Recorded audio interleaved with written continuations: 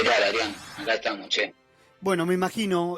Aguantando como se puede. Sí, te entiendo y vamos a apuntar la conversación a esto. Vos, en primer lugar, ¿cómo la estás viviendo? ¿Cómo estás pasando estos días? Sabiendo que dirigentes como vos y organizaciones sociales cumplen un rol fundamental, como siempre, cuando atravesamos crisis en nuestro país. Y el presidente le extendió la mano a las organizaciones sociales para que sean también protagonistas por estos días. Pero te pregunto, ¿vos cómo estás viviendo? A ver, Nacho.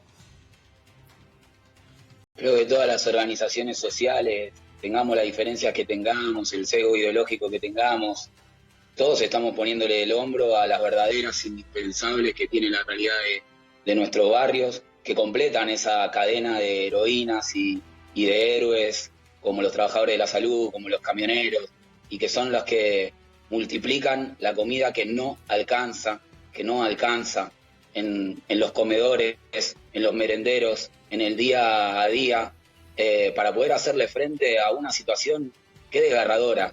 Yo ahora estoy en mi casa en Zabaleta, en el pasillo al lado de mi casa, funciona el comedor La Gargantita. Son las 3 de la tarde, todavía no llegaron los frescos de la comida de hoy. Y eso quiere decir que la comida se va a atrasar. Y cuando la comida se atrasa, entonces la vecina, los vecinos salen 2, 3, 4 veces a buscar la comida al comedor y vuelven 3, 4 veces a su casa con los chicos con el cubierto en la mano. Y muchas veces para decir que no hay que comer. Esas vecinas y esos vecinos son los que le ponen la cara a esa situación, porque el barrio siempre tuvo problemas, hay condiciones de la pobreza estructural que no son nuevas y que no se resuelven en el tiempo que dura la cuarentena. La precariedad, el riesgo eléctrico, la desnutrición, el déficit de talla, la desocupación. Pero en el medio de todo eso, el sistema alimentario está realmente colapsado. Imagínate que nosotros para 96 comedores recibíamos 16.100 raciones de mercadería mensuales. Hoy tenemos 20.000 en lista de espera. 20.000 en lista de espera con el 90% de nuestras cooperativas paradas. Hace un rato, sabiendo que íbamos a hablar con ustedes, me escribieron compañeros de la escuela 19, del distrito escolar 19 de Villa Soldati. Hoy tendrían que haber recibido 700 bolsones. 700 bolsones de la caja nutricional educativa que implementó el gobierno de la ciudad esta semana. Esos 700 bolsones debían contener 1.400 litros de leche. ¿Sabés cuántos litros de leche llegaron? ¿Cuánto? A ver, Nacho. ¿Cuántos? Ninguno. No, Ninguno. Terrible, terrible, y está muy bien, Nacho, que vos puedas manifestarlo y contarlo. Y si hablamos de las familias, porque yo recién decía, ¿no? A ver, el gobierno nacional lo que quiere garantizar son los alimentos, pero también tengo entendido que se van a entregar productos de limpieza. Hoy por hoy, las familias de los barrios humildes y de los barrios carenciados, la principal preocupación es tener alimento, es tener el plato de comida todos los días.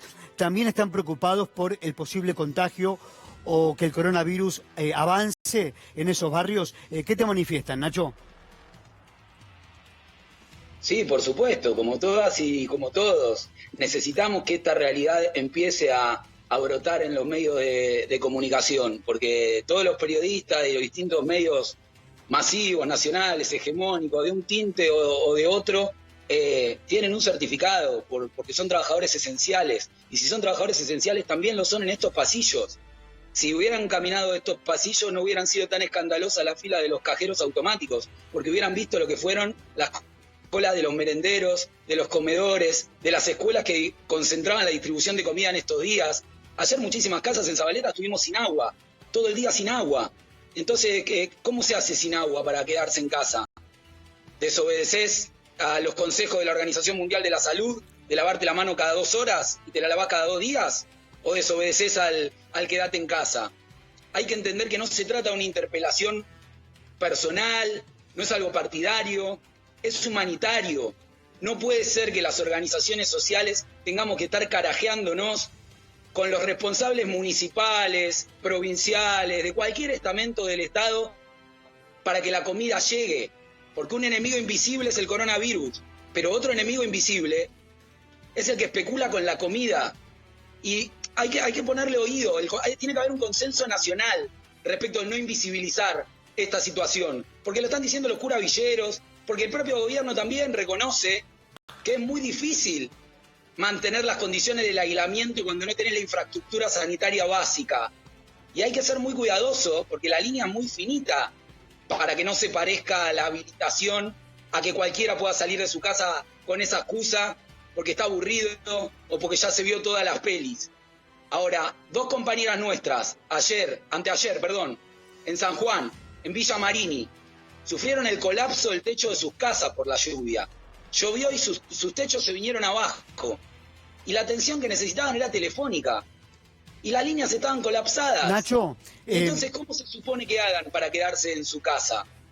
Nadie quiere llegar a la instancia de la circulación comunitaria, pero tenemos que poder prevenirla de la mejor manera posible. Y para eso tenemos que visibilizar que los barrios están colapsados en emergencia alimentaria, en emergencia sanitaria y en emergencia de todas las violencias. Hoy los mecanismos de control que tenemos es la comunidad organizada. Nacho, ¿qué pasa con las familias, con los recicladores, que sabemos que trabajan y muchísimo, son fundamentales, por lo menos en la ciudad de Buenos Aires? Los recicladores, hoy por hoy, ¿qué te dicen ellos? ¿Qué te manifiestan también? Lo mismo que los que viven de la changa en todos los barrios, incluido el carpintero que por ahí podría laburar en su casa, si tuviera internet. Pero acá no hay teléfono de línea, no hay banda ancha, lo que hay es banda de problema. Entonces el carpintero desde su propia casa también la tiene muy difícil para poder sostenerse, para poder solventar la familia, y eso potencia la demanda de los comedores. Todavía más, ayer cuando se largó a llover y no teníamos agua, yo ponía la televisión y los noticieros decían, bueno, quédate dentro de tu casa, ¿dónde podés pedir medialunas? Si vas a hacer cucharita. Y acá todo el mundo estaba abriendo la puerta para poner un tacho de agua afuera y por lo menos tener agua para limpiar los pisos. Imagínate el dengue estaba chocho, porque nosotros tuvimos 450 casos de dengue en la última semana, 214 casos de dengue solamente en la Villa 21. Y el dengue ya tampoco es un problema de los pobres, porque si el dengue baja las defensas y las plaquetas, pasás a engrosar el grupo de riesgo. Y el grupo de riesgo es el que puede hacer colapsar ese sistema sanitario que también te va a atender a vos y a tu familia, vivas en el barrio donde vivas. Entonces, este no es el momento del mercado, este es el momento de la humanidad. Hay que ser solidarios. Aunque quieras ser mezquino, para ser mezquino tenés que ser solidario, inevitablemente. Nacho, ayer se conoció el número del INDEC sobre la pobreza en los últimos 6 meses del año 2019, escaló al 35,5%. Y vos también tuviste como dirigente social un rol fundamental en los últimos años de aquí de la Argentina, me refiero al gobierno de Mauricio Macri. Has colaborado muchísimo con las familias que la están pasando muy mal. ¿Tenés alguna esperanza por el cambio de gobierno? Presidente Alberto Fernández, frente a esta pandemia, en primer lugar privilegiando, ¿no? Dando prioridad a la vida y después a la economía, ¿no? Ni siquiera queremos imaginarnos lo que hubiera sido este escenario con un gobierno neoliberal o con el nivel de abandono que tuvieron nuestros barrios durante todos estos años que pasaron. Y son muy valorables muchas de las medidas que se están tomando. No debemos caer en la antipolítica bajo ningún punto de vista, porque la antipolítica es la que dejó tan flaquito al Estado para que ahora los problemas sean tan difíciles de resolver. Pero eso no nos puede inhibir tampoco de decir que hay una realidad abajo que se rebalsa, que hay medidas que son muy buenas y necesarias. Por ejemplo, esos 10.000 pesos en el bolsillo de los trabajadores. Pero ese trámite lleva algunos días y en muchos casos requiere de internet todavía. Entonces, si no tenés comida, no tenés datos para internet, no tenés esos 10.000 pesos en el bolsillo, se complica la cotidiana. El decreto 311, que impide el corte de gas en la casa de muchas y muchos que nos están mirando, es fundamental. Acá lo aplaudimos también.